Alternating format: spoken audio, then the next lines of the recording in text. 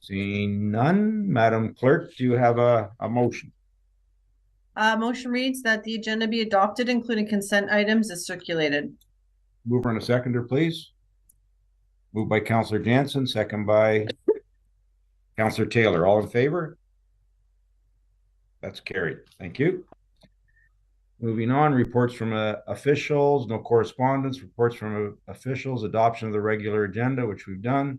Planning and Development, I 1.1 Planning Report number P23-041, removal of holding provision on 47 River Street, Coldwater. Good morning, Brad. How are you? Good morning, Mayor Burkett, and good morning, Council.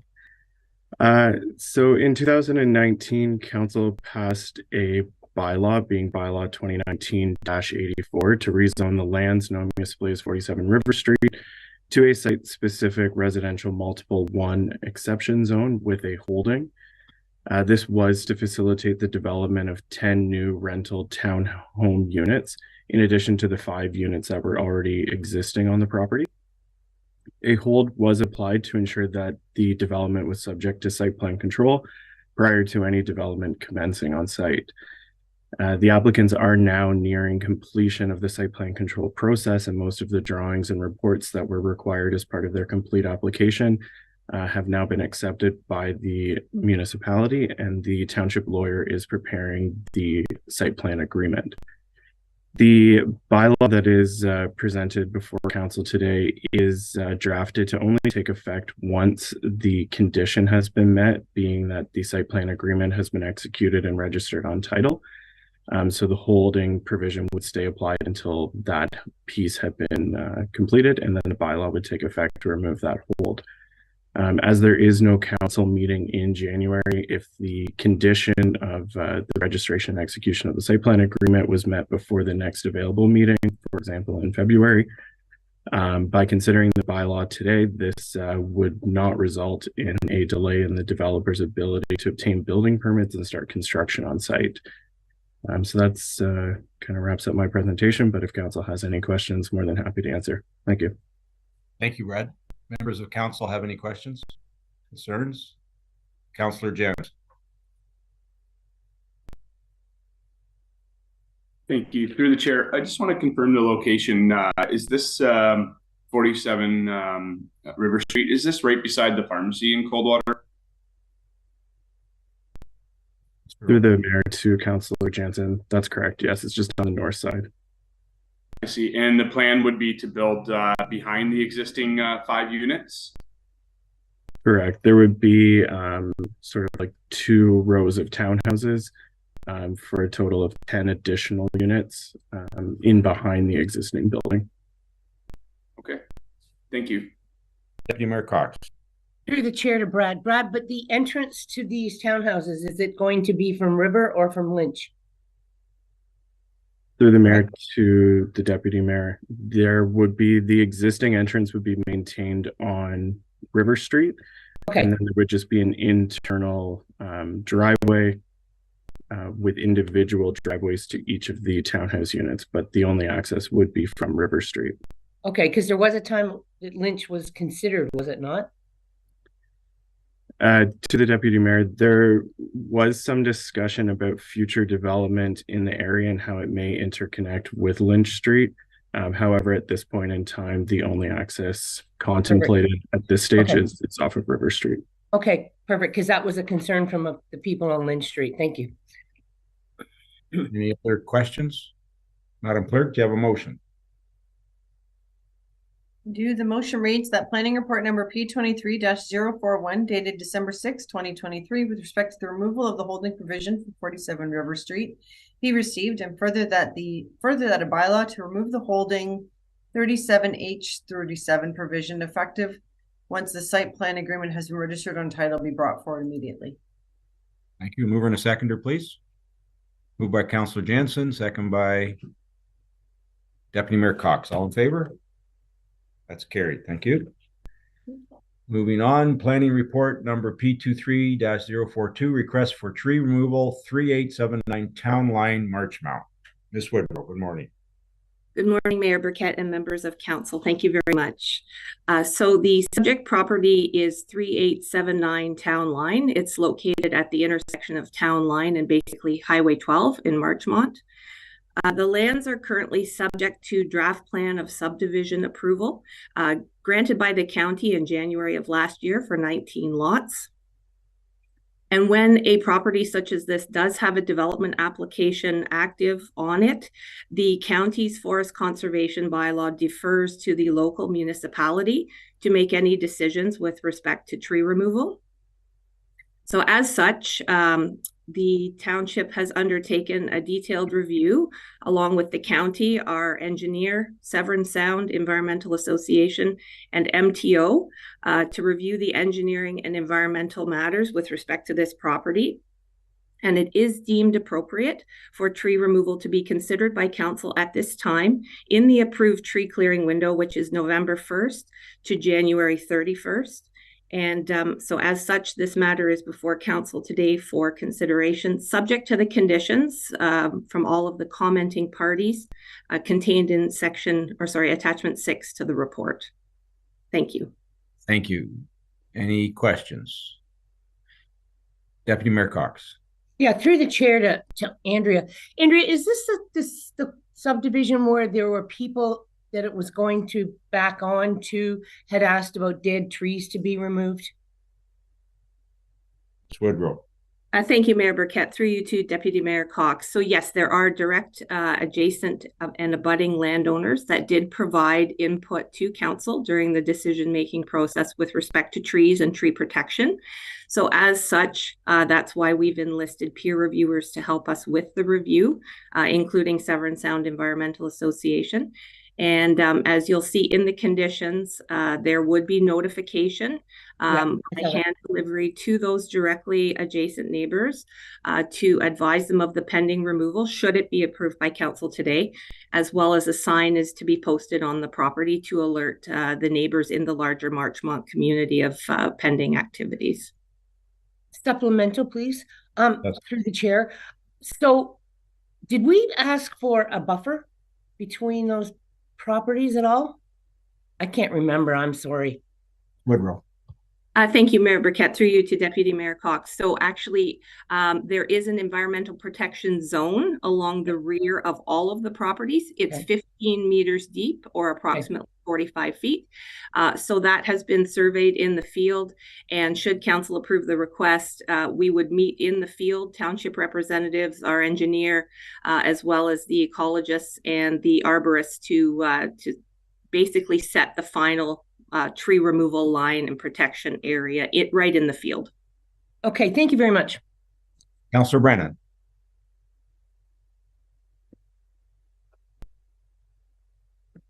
Thank you.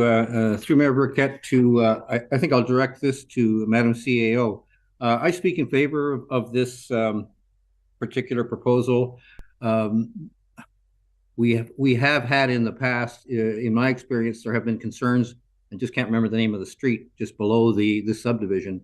There's some wonderful homes there, and people had expressed concerns earlier about the impact of the septics in this development on their well water. And I know based on my review of the material, they have done a thorough environmental job of on this particular one. I think it's the way developments should be done as far as I'm concerned. And the only thing I wanted to speak to was that just to caution Madam CAO that there likely will be people that express concern around this once the cutting starts. And I think it would be wise to have the customer service staff up to date with a script that properly tells the public what has been done here as part of our approval process to move forward on this development. Thank you. Councillor McIntyre.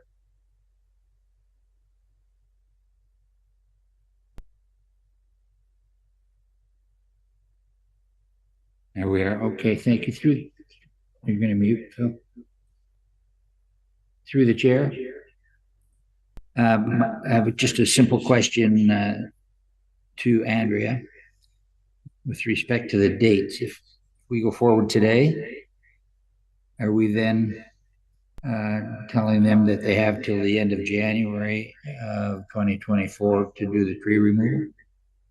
Is that the timeline? Ms. Woodrow. Thank you, Mayor Burkett. Through you to Councillor McIntyre. Yes, you have interpreted that correctly. They have until the end of January. If for some particular reason they would have to extend beyond January, they do have to re-engage their ecologist and do nest sweeps and investigations for the bats and so on. And then removals could continue subject to those ongoing reports from their ecologists with respect to whether it's appropriate or not. So the window is open until January 31st, subject to approval today, and anything beyond that would be subject to additional environmental work. A supplemental through the chair to Andrea. Have you been informed that that's their intention to carry forward by January the 31st? Ms. Woodrow. Thank you, Mayor Burkett. Through you to Councillor McIntyre. Yes, we have openly discussed the dates, and the applicant at this particular time is quite confident that they can complete the works by January 31st, subject to your approval today. Thank you. Thank you. Councillor Minnings. Hi, thank you through the chair to Ms. Woodrow. I heard that there is a 15-meter EPA boundary, so to speak. I don't know if that was a correct term, but then I also heard subsequently that there will be a group attending on site to make those final decisions as to where the tree cutting happens. So does that mean that the 15-meter boundary could be reduced to potentially 0? Ms. Woodrow. Thank you, Mayor Burkett. Through you to Councillor Minnings. That's a great question. The 15 meters is actually a minimum. So when we meet in the field, if there is a tree particularly or a group of trees located right at the 15 meters, the buffer may have to be increased slightly to go around those trees. It would never be decreased. It would only be increased to accommodate those trees. Any further comments? Okay, thank you. Madam Clerk, thank you, Ms. Woodrow. Madam Clerk, Ms. Woodrow, do you think there's any merit if there's going to be repercussions, only because we know this has been on the books for years? Is there any merit in putting a sign up, having the developer with his intentions, or should we just leave it alone? Thank you, Mayor Burkett.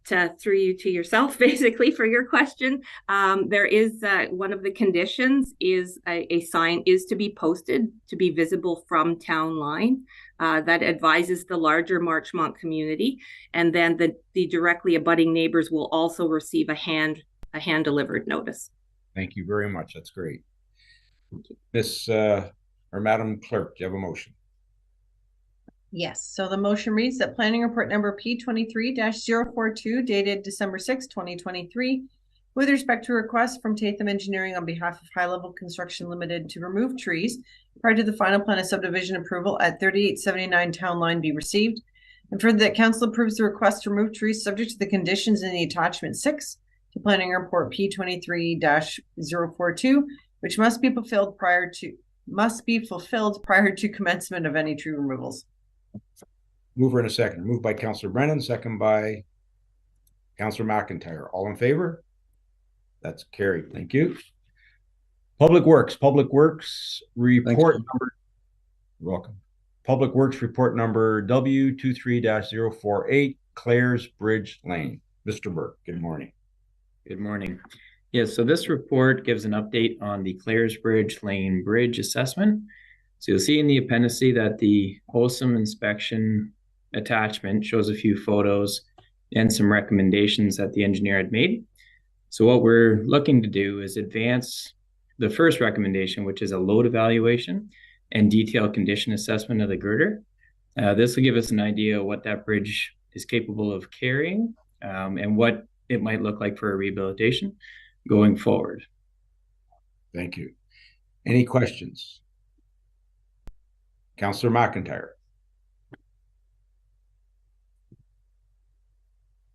Through the chair. Can you mute, Phil? Phil, you mute. Yep.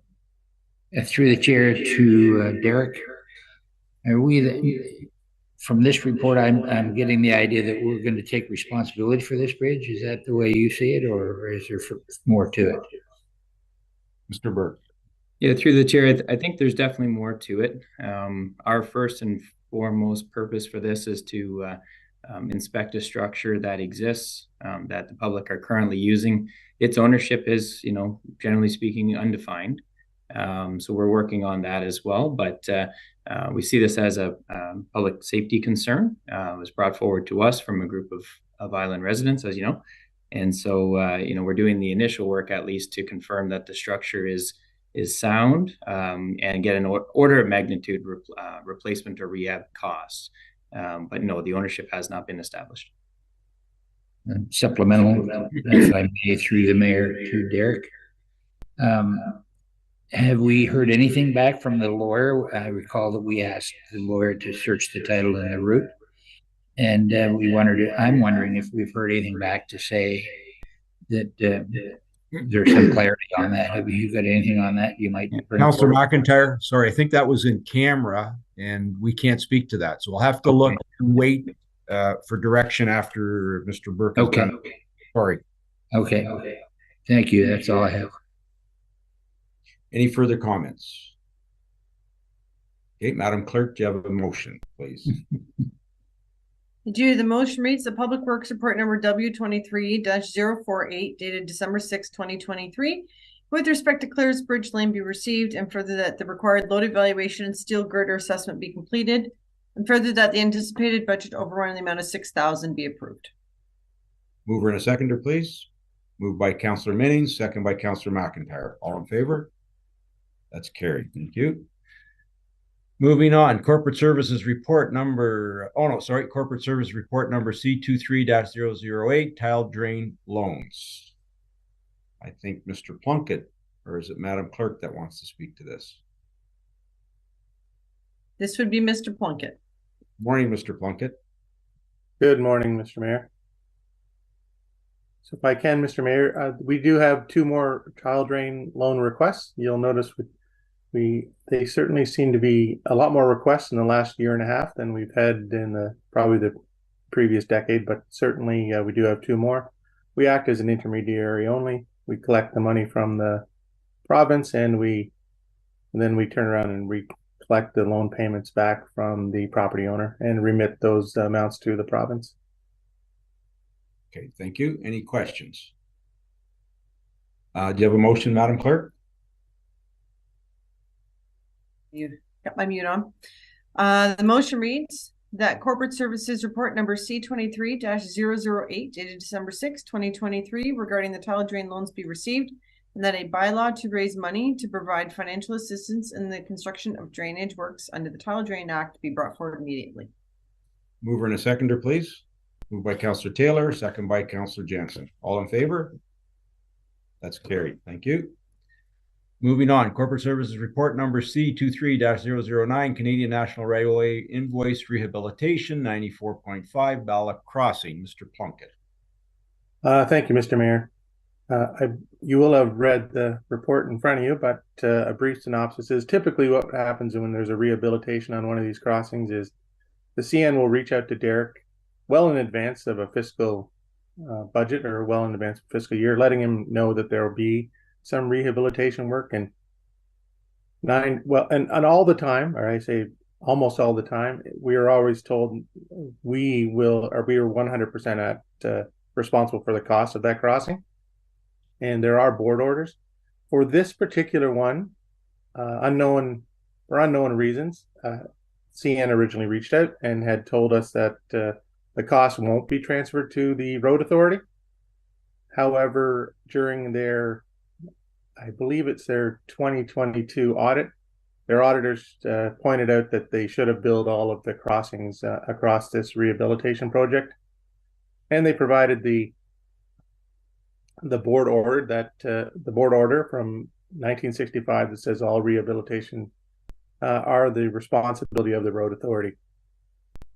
So we did reach out to them. We let them know that not letting us know that we'd be paying for it interfered with our budget process, interfered with our ability to get it on a budget and have it approved by you.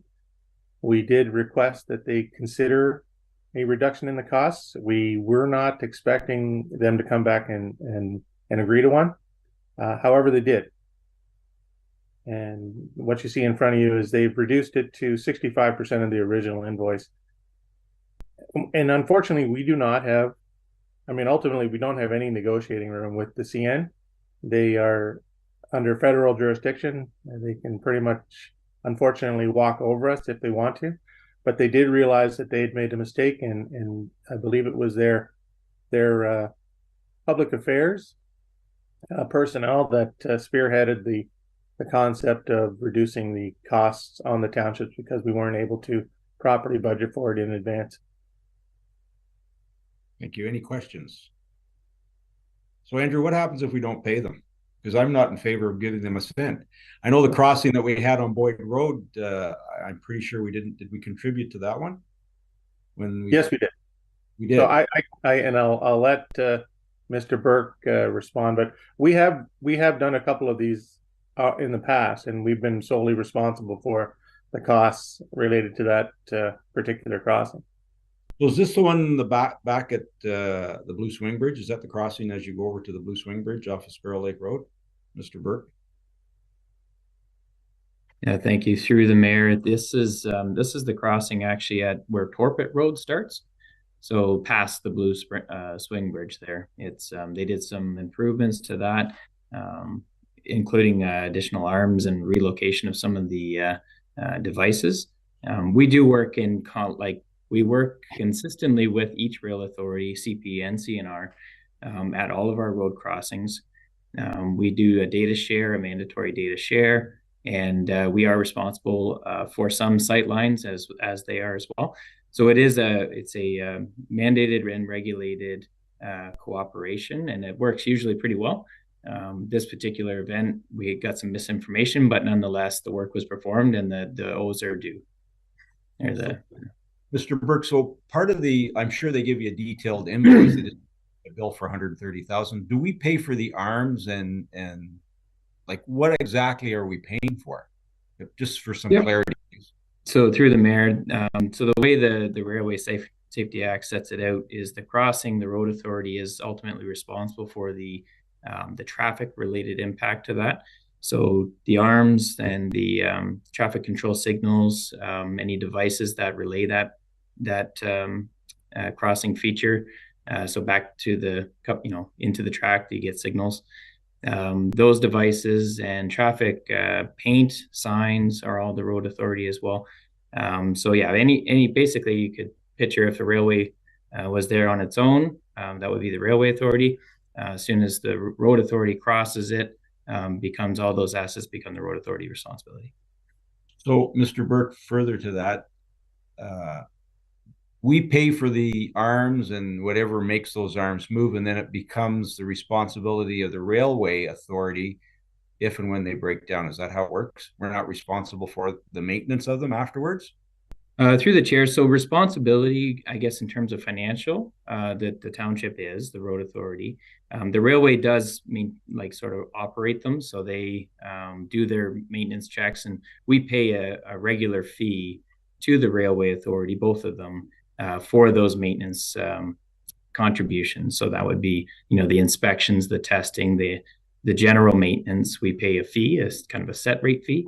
And then these more capital related costs come up once in a while and are, distributed back to the road authority. That I didn't know. I learned something. So thank you very much for that. Any further questions? Councillor McIntyre. Through the chair. So if I get this right, we're paying the $135,000 initially, reduced by 35 to 80. Who does the estimate on this? Because since we're paying for everything, who estimated 130,000? So if I can, through the mayor to Councillor McIntyre, that's an actual invoice of the actual costs of the 130,000. We just had pointed out to them that, by not giving us a heads up, we asked for some form of relief, and they did provide us some form of relief. And in that relief, they gave us a 35% reduction in those costs. Supplemental. So we pay for everything, Mr. Plunkett? Yes, we do. Thank you. Right. Any further questions? Madam Clerk, do you have a motion? I do. Motion reads that Corporate Services Report C23-009 dated December 6, 2023 regarding the Canadian National Railway Company rehabilitation of 94.5 Ballot Crossing be received, and that Council approve the invoice in the amount of $84,887.25 to be funded from the Capital Reserve. Mover and a seconder, please. Moved by Councillor Taylor, second by Councillor Jansen. All in favor? Carried. Thank you. Moving on, I 3.3 Corporate Services Report number C23-010 2024 Township of Severn Budget Deliberations. Any discussion? Mr. Plunkett. Thank you, Mr. Mayor. This report does outline the items that during deliberations were amended. It gives you all those amendments. It also addresses Council's direction to get to a 2.9 or somewhere between 2.9 and 2.99% blended increase on the tax bill. And as you'll notice, we are down to 2.93%. We did make the amendments that Council directed, and we did pull the reduction in the rate directly from the taxation reserve. So not something we typically would do, but what we're suggesting is we'll draw it from the taxation reserve for 2024, and if there is a surplus, which we do expect for 2023, we'll replenish those monies back into the taxation reserve so they can be used again in the future for either an event like this or if there's significant assessment impacts to the township. Thank you, Mr. Plunkett. Any discussion? Councillor Minnings.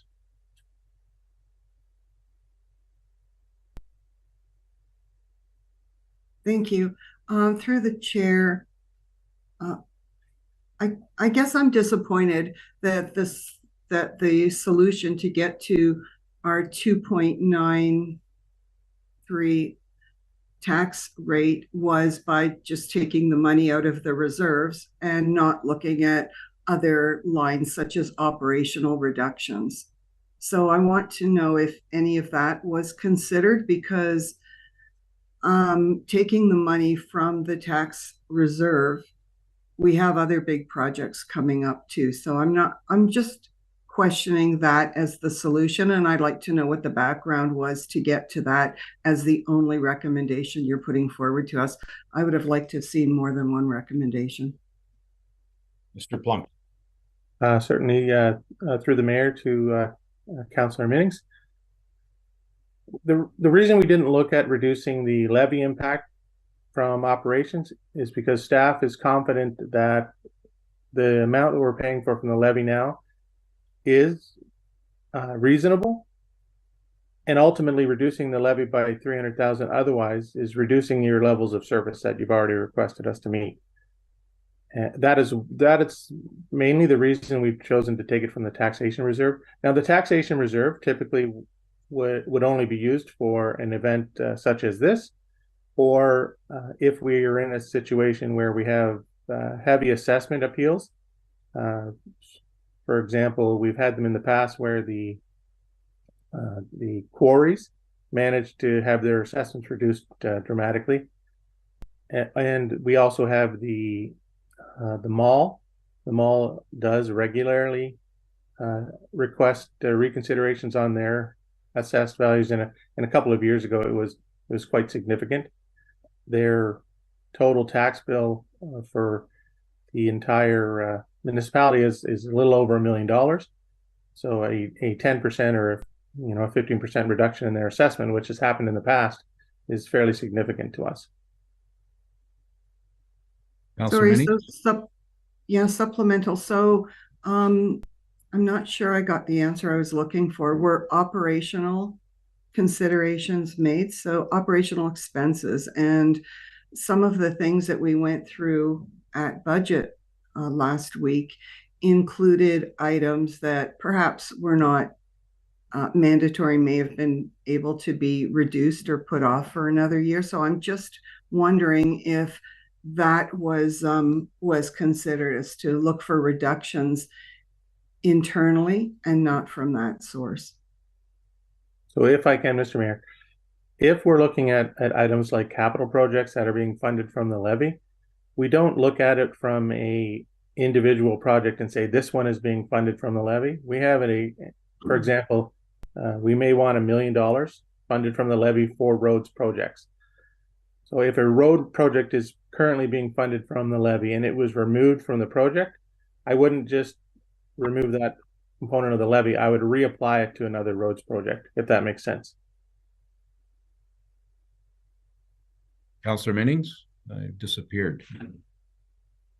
Oh, I'm sorry. No, I'm still here. Okay.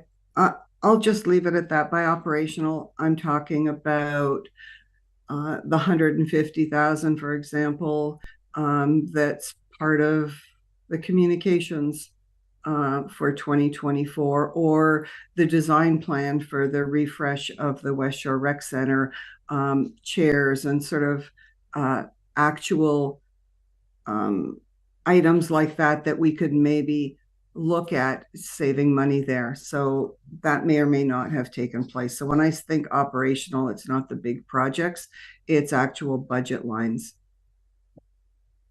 And if I can respond, Mr. Mayor, the reason we didn't remove those is because during deliberations, there wasn't any direction, I guess, from council suggesting that they didn't want to continue with those levels of service. And that's why they weren't considered to be removed at that time. Certainly, if council directed us that there were certain items that we didn't want to go forward with, we could use those levels if they're being paid for from the levy. Then we certainly could remove those items instead of using the taxation reserve. But that certainly would be preferred if we got that direction directly from you guys.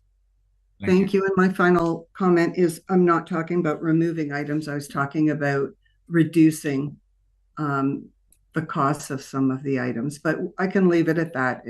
Okay. Thank you. Councillor Jansen.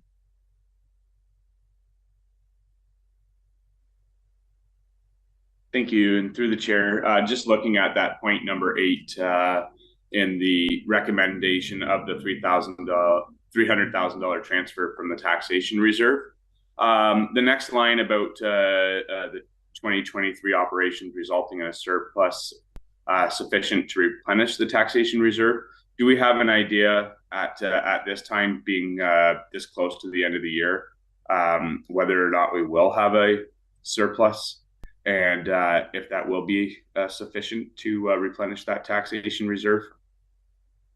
So if I can, Mr. Mayor, through to Councillor Jansen, I do expect a surplus, but right now we will continue to receive invoices well into February for a lot of the roads projects. So it is hard to tell specifically whether we have a surplus. We do have a few events such as long-term leaves, which do tend to generate surpluses for us. So I would suspect that we will have a surplus for 2023, but it's hard for me to gauge what it will be at this time. Supplemental. Is there a point in 2024 where you would come back to council and let us know whether we've generated a surplus and replenished that account? Absolutely. So once we've got the year end completed and we're happy, or I guess satisfied that the final year end numbers are correct, then we'll report back to you, letting you know what the surplus is and what we recommend we utilize that surplus for. Okay, thank you very much. Deputy Mayor Cox. Yeah, through the chair to Andrew, I guess. Andrew, thank you. You answered what I was going to say to Councillor Minnings, that we hadn't directed you to do that. And we did discuss and agree that on number 8 at that budget meeting. Now that this word surplus has been brought forward, Andrew, would you please explain surplus? Because I don't want to make it sound like we over budget so we have money left, or we make mistakes because we have it left. It's because of different things that happen during the year. I want the public to understand, please. Absolutely, certainly. So if I can, Mr. Mayor, to respond to the Deputy Mayor. When we budget, we'll budget for a full complement of staff. And if we have somebody on long-term leave, which we do have a handful of employees, unfortunately, on long-term leave at this moment, or we have during the year, what happens is the insurance policy pays for their salaries. So the budgeted component of their salaries, if we're not replacing those positions, then ultimately they create a surplus. And certainly if you have 3 or 4,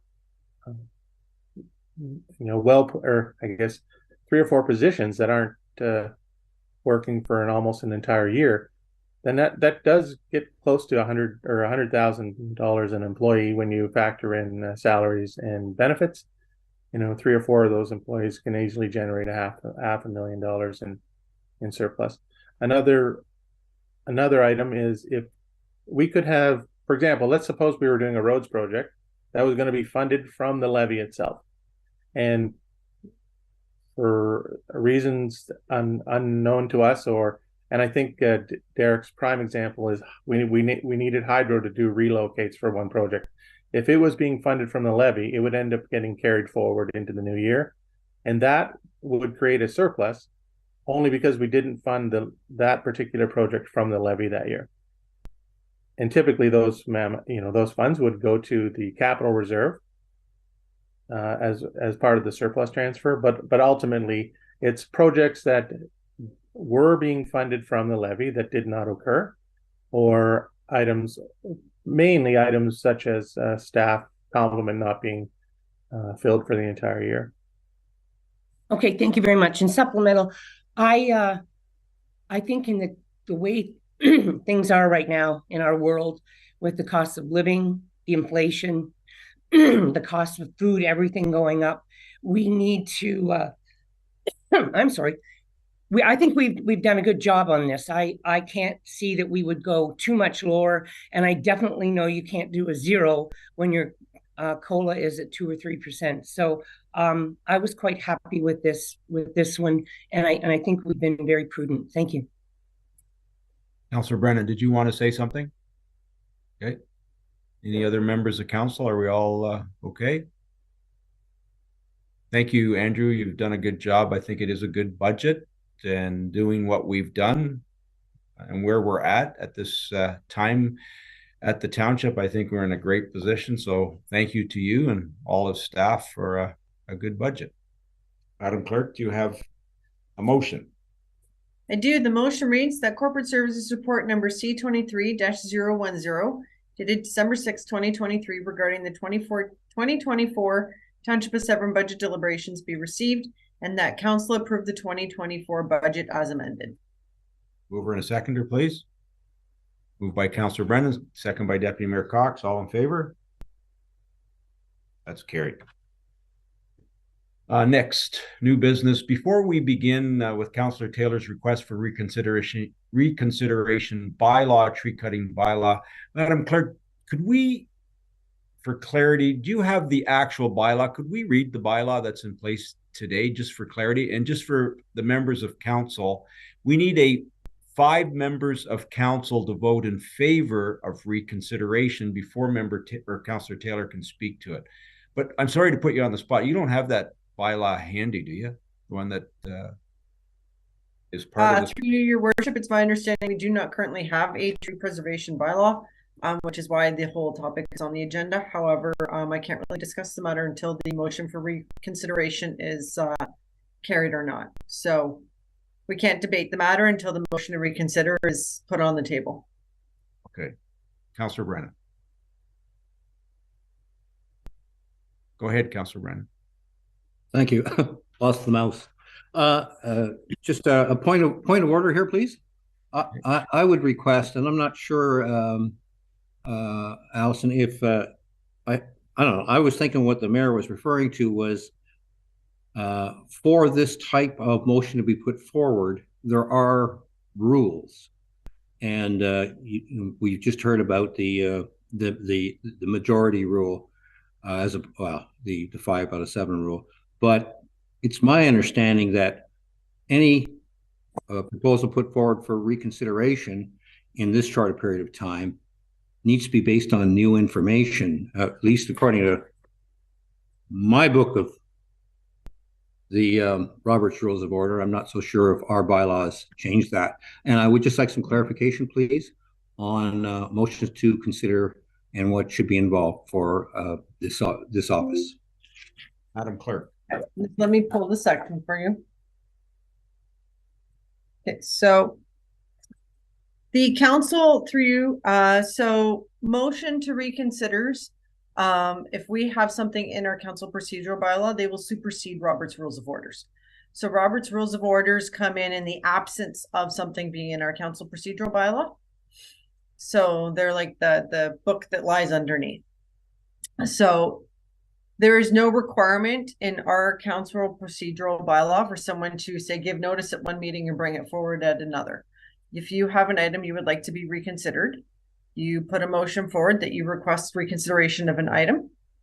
And then if it passes with what we typically call a supermajority, which is a 5-7, then the matter can come forward to reconsideration. So the first thing on the table is just the motion to reconsider subject matter. If it carries, then the original motion comes forward. If the original motion is upheld after the member asking for the reconsideration has a moment to can bring forward why they would like it reconsidered, then a motion's taken on the original. If that motion stands and the matter's over, if it fails, then the individual can bring forward a new motion for consideration. So thank you. Madam Clerk, so I guess I've chosen the wrong words. What I'm like the presentation we had by Jamie Robinson regarding the tree cutting bylaw. I know that we haven't got a bylaw as of yet, but I guess what I'm looking for the benefit of council, because I don't have that before me, I should have looked it up, but what did it say we were going to pass? Do you have that with you today or no? I do, and Mr. Robinson's here as well in the meeting. So if the motion to reconsider passes, then we can get into the discussion about what council's making a decision on. But before council can get into any sort of meat of the discussion, council has to decide whether or not they would like to redebate it at all. Okay, so there's a procedural step that needs to happen first before you can discuss the matter in general. Okay, perfect. So I guess what we'll need from council is do we have 5 members that are willing? Do you need to read that motion, Madam Clerk? Yes, so the motion reads that motion number C 2023-073, respecting planning report P 23-038, review and update to the township site alteration fill bylaw and the new tree conservation bylaw be brought forward for reconsideration. Moved by Councillor Taylor, second by Councillor McIntyre. All in favor? Okay, so we have so we have 5. We have 5. Okay. So we have Councillor Jansen, Minnings, McIntyre, myself, and Taylor. Perfect. So then the motion to reconsider passes. I would suggest, your worship, if we can at this point, to let member Taylor speak to his matter that he brought forward, and then Mr. Robinson's here, as well as the planning staff, if there are questions. Okay, thank you. Councillor Taylor. Thank you, through the mayor. So a bit of history here. The request for a tree cutting bylaw was made in response with issues on Gloucester Pool. There have been many instances where a majority of the shoreline was clear cut. My comments on the proposed bylaw that was presented on November the 1st, that it's way too overreaching. I'd like to see the tree cutting bylaw only apply to property that is zoned shoreline residential. I would like to see a bylaw similar to the one at Georgian Bay Township, their bylaw 2014-73. So basically there's no licenses, no permits, or no fees required. In our proposed bylaw that we saw on November the 1st, there are restrictions, i.e. 60 meters from a navigable waterway and a restriction period of April 1 to September 30th. I'd like to see a new amended bylaw come back with comments heard this morning from council. And then the new bylaw could be reviewed and then discussed and then presented to the public. Because I'm afraid the current proposed bylaw has huge ramifications in areas that that I had no idea it would go any further than the true shoreline. So that's what brought it forward here, and then hopefully I'll get more discussion from members of council. Okay, thank you. So before we begin, is Mr. Robinson with us, or someone from, or maybe Ms. Woodrow? I would like the proposed bylaw, because we haven't passed a bylaw yet, correct? Am I correct in stating that? There's no tree cutting bylaw as it stands yet. There it is. Okay, so here's what so let's read this. This bylaw applies to the following lands within the township. All lands within 60 meters of a navigable waterway, if the lands are located within the shoreline residential designation in the official plan, and the lands are located within Greenland, natural heritage, or environmentally protection area designations in the official plan. All lands on islands, all lands zoned environmental protection in the township zoning bylaw 2010-65 is amended. So basically, I think that's what you're looking for, Councillor Taylor. I didn't realize that it just applies to this. And the way it's written, I'm happy to support that, and I'm just looking for your comments. Councillor Taylor. Yeah, like I say, this should have nothing to do with Greenland or natural heritage. The properties in question were on Gloucester Pool, which are zoned shoreline residential, and that's where it should be. And there was an interpretation of what navigable waterways are, and that's venturing into areas of the township there's no issues with that. The issues were on shoreline property that's zoned shoreline residential. Okay, thank you, Deputy Mayor Cox. Through the chair, I don't agree. I think greenlands and natural heritage and environmental protections are very important. And I understand that there was an issue on Gloucester Pool, but we have the future to look to.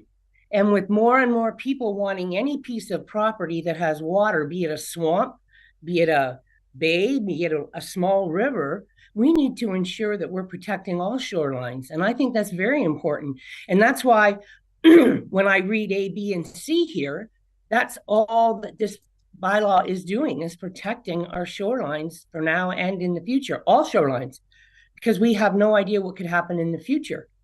That's just my point. Thank you. Councillor Brennan. Can we take that down, please? Yeah, it's hard to see. It is hard to see. Thank you. Through the mayor, I'm not sure if you wanted Jamie to talk first, but I certainly have a few things I'd like to say about this, and I certainly speak in opposition to this motion, as you probably expected. So if you want me to go first, I'll do it. I know we normally get a chance to speak twice, but I certainly need a couple of seconds here to sort of put things in. First of all, I fully support what the deputy mayor said here. Just a few things here. If we're going to apply this area to one restricted area, it creates a double standard in the township. Why we would treat some people differently from others and some properly different from others. There is no science basis for this. There's no sound planning basis for this. And I do not see this as overreaching at all. In fact, we really these days need to count on resilient shorelands. And I'm talking shorelands here. The shoreline itself, we have to consider the shoreline in wake of climate change for starters. More and more permanent homes are being built along our waterways, and we have to balance between protection and economic growth. We saw how dangerous things can be for our shorelands when Bill 23 was initially put forward. And originally in that, there was a loss of site control plan for our shorelands. That's now been reversed, thank God, along with so many other things that were in that document. And of course, it doesn't apply to us, but the Conservation Authority's role in protecting us in these situations has been greatly diminished. So, there's a lot less protection around. So we have to balance the municipal and individual rights to protect and sustain our shorelands. What's the benefit? The benefits are pretty clear because they're part of our vegetated buffers. They cut down on harmful pollutants getting into the water. They mitigate erosion. It provides food and shelter for the wildlife along these shorelands. It contributes to the economic value of these waterfront properties, frankly, and it protects our freshwater systems, as I've already mentioned, in terms of climate change. We do have problems in other areas. Eutrophication is an issue in Severn Township, and we know of cases where blue-green algae, which is highly toxic, is starting to become a problem. It's going to affect property values, and it certainly affects our environment. So I spoke, and I hope I'm not speaking out of turn for the deputy, but we have recently spoke about the value of this bylaw, because in all, this is one of those consultant reports. I got to say, I don't think I've seen a better drafted tree cutting bylaw in Ontario than this one. And I've looked at lots of them over the years. This one is up to date. It's sensitive to what's happened in other jurisdictions. And, you know, I'm not trying to get a paycheck from Jamie here, but they did a great job on this document. And I don't say I agree 100% with every little detail in it, but by and large, I was thoroughly surprised at the draft when I saw it. But in speaking with the deputy, we also talked about the need to educate the people with shorelands with regard to the disinformation and misinformation and the science denial issues that are out there, so as that we can protect the shorelines. And one of the things we talked about was combining our bylaw officers' possibilities with you know, when they're out there, and educate these people. There were 2 booklets that I sent to this council that were produced by Watersheds Canada recently, very fresh off the deck. I've had good feedback from a couple of members of council. I'm in the process, hopefully, of getting copies of these that we can give to the bylaw officer to distribute, and as part of an educational process that would hopefully include also as well information on the bylaw. The problem now is that so many permanent homes are being built. Like in my area, on Coochie, it's probably one of the most valuable jewels we have. And I would imagine the same you would argue for Ward 4 and 5. Like, if we let these shorelines go to hell and with some of these developments, then it would be a serious issue. And the problem with bylaws that we have without a tree cutting bylaw is that people will apply for legally non-conforming provisions. And in a lot of cases, lots are cleared before the development even occurs. This is happening throughout Ontario's recreational areas. And we need to provide for an environmental gain here and work with landowners and provide the protection to these lakes. And I really think that anyone who really is serious about keeping the value of their property and the quality of their waterfronts will support this at the end of the day. Thank you. Thank you. Councillor Minions. Thank you. Through the chair, I would like to have council direct staff to bring back similar bylaws, such as the Georgian Bay bylaw that member Taylor mentioned. We've done that for everything else that seems to come to council, is look to see what our neighboring municipalities do. Georgian Bay certainly has a lot more waterfront, I would think, and equally or very beautiful homes and properties on that too. So I'm not sure that I'm equipped right now to make a decision, but because it's been brought for reconsideration, I would like to fully reconsider it, and that's where I stand with it. Thank you. Madam Cieo. Thank you. I'm sure Jamie can speak to Georgian Bay's tree cutting bylaw, because I believe he wrote it as well.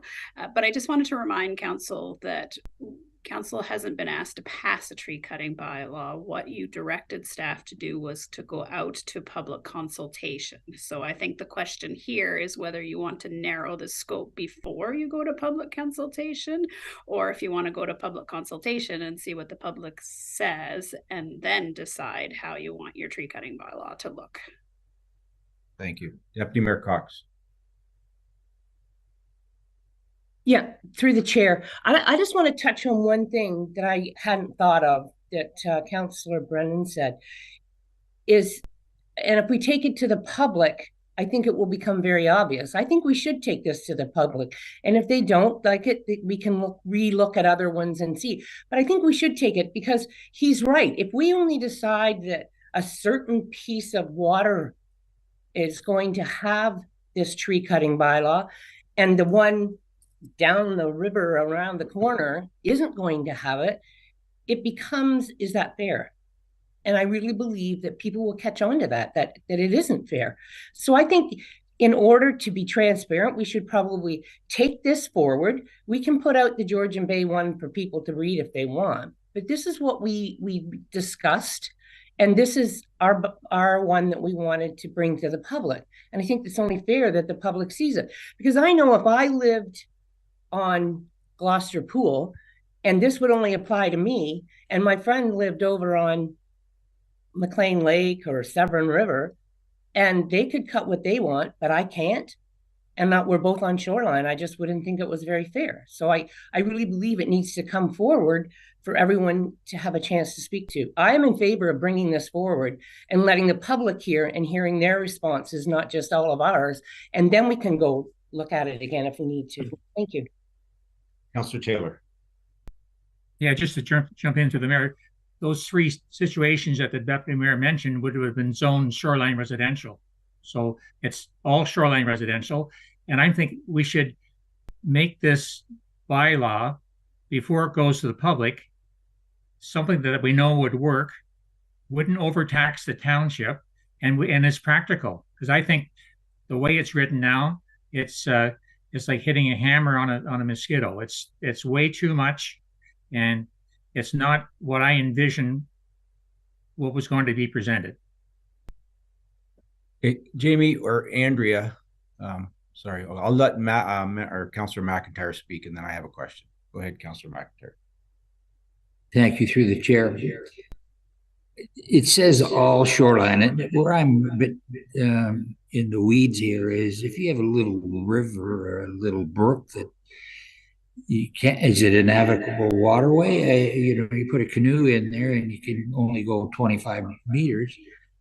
That's navigable waterway. I think that's all encompassing when you say all shoreline. And I don't know how Jamie or whoever would be able to reduce that all shoreline from small brooks and streams and identify that. I just have a little trouble with the all-encompassing expression on what navigable waterways. It seems a bit of a stretch to me for a small river or a brook. Thanks.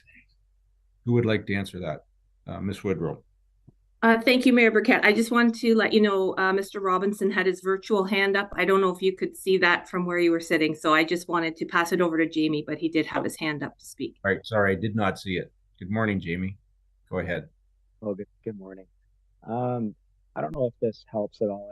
I think obviously some members of council feel like the bylaw should include, I think everybody's on the same page that it should include, that the bylaw should include shoreline areas. Others believe it should include natural heritage areas and Greenlands designations, while others feel that it shouldn't. So I think there's a bit of a divide there, which is fine. If council was to say, all right, let's take this bylaw as constructed out for public consultation, which is what your previous resolution was, or if you decide to scope it at this point in time prior to public consultation, when we go to the public for consultation purposes, we will have a map that shows exactly the areas that are subject to the bylaw or not subject to the bylaw.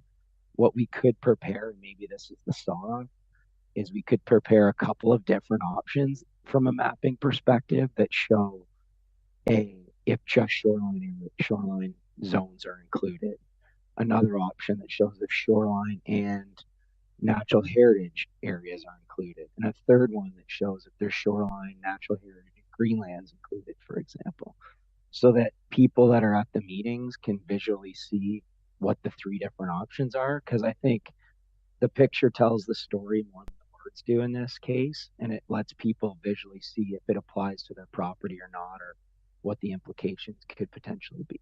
So that maybe that's the saw that moves us forward today. I don't know, but that's a suggestion I'd just like to provide. And I think what we're really got to get down to today is that whether or not council believes that in the draft that goes to the public, whether greenlands and natural heritage or environmental protection designation should be included. That's the question. I think Mr. Taylor or Councillor Taylor agrees with item that all lands within the shoreline residential, he's using the zone as opposed to the designation in the OP, but we can debate about that. That's a minor detail, but he's on side with that, but he doesn't agree with the environmental piece. So I think that's the one question our comments need to be very succinct on today. That question, it's a pretty pointed one. So I hope that provides a little bit of clarity and helps it. So just to that, Jamie, just for an explanation. So the way the proposed one, when you say green lands or heritage protected lands, they're not able to build on them anyways. Those are lands that you cannot touch. So and I guess maybe a question for Ms. Woodrow, are they allowed to go in on those green lands and heritage protected lands and just clear cut trees? Or do they have, today as it stands without a bylaw, are they able to do that? And on EP lands? I can answer that for you. It depends on the area of the woodland, for example. So if it's a large woodlot, the county tree cutting bylaw would cover it. If it's a fairly small area on a lot, then that tree cutting bylaw would not cover it. They could take down whatever vegetation they wanted today. So on either of those three designations, so on yes. EP, greenlands, or heritage protection, they can do it as it stands today without a tree cutting bylaw. Yes, I suspect that the amount of times in the future that you're going to have someone removing significant vegetation from those other areas is probably going to be pretty limited, but it could happen. But to your point, you're correct. Okay, thank you. Councillor Brennan. Yes, thanks. Thank you, Jamie, for that. From the chair to Jamie, that's probably a good approach, I think, in essence, for a public meeting. But I got to throw something else out. If we're going to, and as far as I can see here, arbitrarily decide on putting in some of these effective bylaws in one place and not in others, I would like to see Ward 3 covered under it, in addition to the limited area. I'm still vehemently opposed to this motion. But if we're going to be arbitrary, be arbitrary. But I think we can do better than that. Thank you. Any further comments? So as council, do they want to move forward with what Jamie has suggested, that we have the public meetings and show the areas that we're looking at having a tree cutting policy enforced? Is that the direction, Deputy Mayor Cox? I'll put forward that motion. Thank you. Councillor Taylor. Yeah, I would rather see what Jamie identified there on item number 2, that to take out section 2 of the proposed bylaw. So do not have the Greenland and natural heritage. Because I think EP is covered by the EP zoning, if I'm correct on that, Andrea. Who would like to answer that? Ms. Woodrow or Jamie? So I'll defer to Mr. Robinson. He's ready to speak to that. Okay, Mr. Robinson. Through your worship, the EP zoning doesn't apply to tree removal. It only applies to buildings and structures and uses. Okay. Deputy Mayor Cox. Yeah, through the chair. And I know of past properties that people have bought, and they are on EP, or they go in and they cut them and then they go, oops. Like, we have to have some backup for for these oops people, because it's becoming more prevalent. I'm not going to name the ones I know, but I do know that those owners were told they have to replant trees, and I'm pretty sure they're not planting, nice big trees that were there before. So I just think that we should put this out and see what the public says. They may all say no, they don't want it either, but at least we put it out there for everybody to see. Thank you. Madam Clerk, you wanted to say something? Sorry. I just wanted to remind council that what they're discussing right now is the original staff report motion. So it's the original one, just to receive the report, proceed with option one, which was the public consultation on both bylaws. So the fill and the tree conservation bylaw. Okay. Councillor James. I just wanted to say I voted in favor of opening this up to hear the reasons why we would be considering this. Having heard from everybody here as well as from Mr. Robinson, I think we should move forward with the public consultation and the presentation that Jamie you put forward that would show the three options and how it would impact the residents. I think information is key, and I think that would be a great path forward. Councillor Brennan. This may be a moot point, but and I urge the clerk to correct me if I'm wrong, but when you voted to support the motion, that's not a vote in support of the motion. It's a vote to discuss the motion. So that just so you know, technically speaking, you can vote against a motion just because you second it doesn't mean you support it. Thank you. Thank you. Councillor Minnings. Thank you. I would still like to know what the difference is with the Georgian Bay motion or bylaw that they have in place that we don't, because that's the missing piece for me. I understand everybody's opinions on the environment and heritage and shorelines and waterfronts, but what I don't know is how ours differs from another one, and I would really like to know that to be able to be informed as to whether or not we're missing something or not. Something that could be seen as an enhancement and clarify things. Now, if we're struggling with clarifications and definitions, etc., I would think that going forward with what's presented may be confusing also to the general public. Madam Clerk, can we have Mr. Robinson speak to the Georgian Bay one at this time or no? Seeing how he wrote it? Yeah, certainly, through you, your worship. Certainly, however, we currently, just as a reminder, currently we don't have anything in place. So, from a 7 perspective, we're comparing nothing to Georgian Bay. Just to make it clear, we currently do not have a tree preservation bylaw at all. So we're going from nothing to wherever council ends up on this after the public meeting, if that's the motion they choose to pursue. Mr. Robinson is certainly welcome to speak to what Georgian Bay has in place. Hey, Deputy Mayor Cox, before Mr. Robinson speaks, what do you want? It's just quickly through the chair. Maybe Member Taylor or the clerk could send us that, and we would have that to read before the open public meeting. That would be very handy. Thank you. Okay, Mr. Robinson, if you'd like to comment on the Georgian Bay bylaw.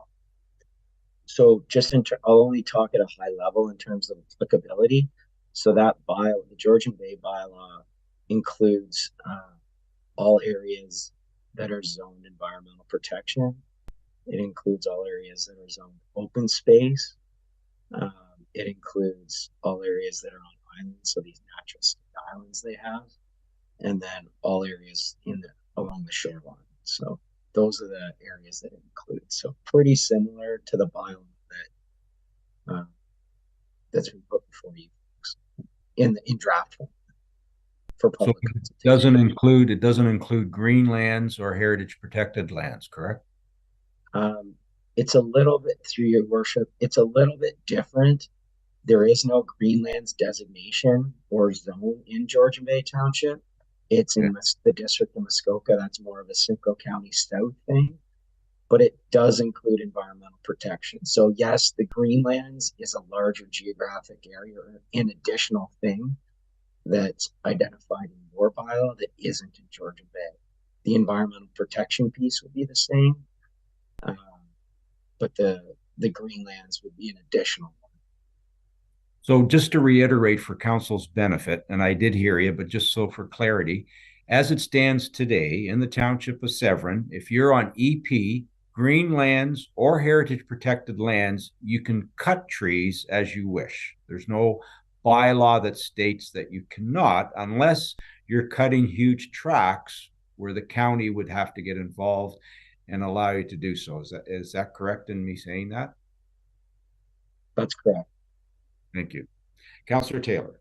And just to, I think in the preamble to the Georgian Bay bylaw, I think was written by Jamie's firm there, that there are no licenses, no permits, or no fees required.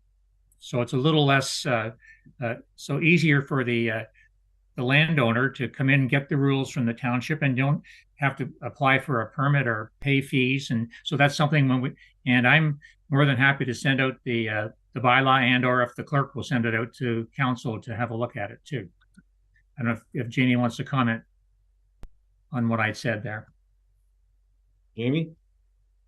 I don't really have a comment on the applicability of the bylaw or how it gets enforced or permitting requirements. I think right now we're just talking about we're just discussing the area that it would apply to, not sort of the mechanics of it. That is to come in the future. So, Councillor Minnings, based on Jamie's comments, the District of Muskoka is different than what we have here in the County of Simcoe. They do not have Greenlands. They do not have heritage mapping. So the bylaw is a little different than what we're proposing here. I don't know if you need any more clarity on your comments, Councillor Minnings. Thank you. Through the mayor, if they have no Greenlands, could you just define the Greenlands to me? I'm not clear on what Greenlands designation is if we have them, and then, for example, Georgian Bay doesn't. I don't know what that means. Mr. Robinson? Certainly, through your worship. So in your township, wetlands effectively are identified as environmental protection, and then Greenlands reflect areas outside of wetlands, such as treed areas that are sort of larger in size, but not at the same, I would say, level of importance on the scale from an environmental perspective that wetlands would be. Okay, thank you. And supplementary. So if you define Greenlands as areas outside of wetlands, Georgian Bay Township doesn't have any areas outside of wetlands? Yes, they do. Their environmental protection designate. They don't have a Greenlands designation. They have an environmental protection designation. It will include some of those other areas, but primarily their environmental protection designation is related to wetlands. It's a little bit broader. You have a different policy framework and mapping framework than what they have. If that hopefully helps. Councillor Minnings, is that sufficient? Thank you. Any further comments? So we have a couple of options before council. Would you like Madam Clerk to read those options to see which way council would like to go? Okay, so the option right now is to reconsider the original motion. So, and then if it didn't pass, then council can consider something different. Could you read the original motion, please, Madam Clerk? Absolutely. So the original motion reads that planning report number P23-038 dated November 1st, 2023, with respect to updating the township site alteration and fill bylaw 2011-23 as amended, together with a new site-specific tree conservation bylaw be received. And further, that staff and the township consultants, MHBC and Azimuth, be directed to proceed with option 1, to proceed with public consultation on both bylaws in the first quarter of 2024, and that the draft bylaws be brought forward to council's consideration, taking into account public comment. Point of clarification, please. Sure, Councillor Brennan. Yeah, so none of that original motion precludes the suggestion that Jimmy made earlier to highlight the 3 different zones as part of the consultation, correct? I don't see anything in there that says we can't do that based on the original motion. Is that correct, Madam Clerk? Madam Clerk. The public consultation at this point is, I don't think it's really all that defined as to what is and isn't in it. So I believe if council would like a couple more items put into what would be the public presentation, then that's completely fine. Again, at the end of the day, this is still all going to come back to council for final decision. Okay, any further comments? Is everyone okay with the motion that Madam Clerk read? Okay, well, need to reread it. Would you like it reread? Okay. I just clerk. Yep, Deputy Mayor Cox. So we're just going to say we agree with what we already agreed to. Thank you. Sorry. If the motion fails, then Member Taylor, as the individual who brought the motion to reconsideration forward, can propose an alternate motion. Okay. All right. Thank you. Mover and a seconder, please. Move by Deputy Mayor Cox, second by. Did anyone want me to reread that first? Yeah. Oh, again, point of clarification. Can you please read the motion? What are we supporting or not supporting here? Okay. So the motion reads, I'm not going to read the whole thing at the start. So it's just that the planning report be received, and further that staff be in the township consultants, MHPC and Azimuth be directed to proceed with option 1, to proceed with public consultation on both bylaws in the first quarter of 2024, and that draft bylaws be brought forward to council's considerations, taking into account public comment. Thank you. Thank you. Okay. Is everyone clear now on the motion? Okay. Mover and a seconder, please. Moved by Deputy Mayor Cox, second by Councillor Brennan. All in favor? 1, 2, 3, 4, 5, 6. So that's 6 in favor, 1 against. So thank you very much, Mr. Robinson. And Thanks we don't very much. have a Merry Christmas and thank you for everything. Yes, thank you. Yes. Thank you all. Take care. Okay, moving on. We've done new business, general bylaws, Madam Clerk. a motion reads that bylaws number 2023-76 through 2023-84 inclusive being are hereby read a first, second, third time and finally passed. Mover and a seconder, please. Moved by Deputy Mayor Cox, second by Councillor Jansen. All in favor? That is carried. No, any announcements? No announcements, no closed session, confirmation bylaw, Madam Clerk. Motion reads that bylaw number 2023-85 being is hereby read a first, second, third time and finally passed. Mover and a seconder, please. Moved by Councillor Jansen. Councillor Brennan, go ahead, sorry. No, Jim had his hand up. Oh, Councillor McIntyre, did you want to speak? Through the chair, just an announcement. Don't forget the parade in Ushago on Saturday. That's all I have. Thank you. Gotcha. Okay, so mover and a seconder for the confirmation bylaw, moved by Councillor Brennan, second by Councillor Mennings. All in favor? That's carried. Adjournment, mover and a seconder, please. Moved by Councillor Jensen, second by Councillor Taylor. All in favor? That is carried. Thank you very much, everyone. We'll see you at noon in Washago. Thank you, Andrea. Thank you, Laurie.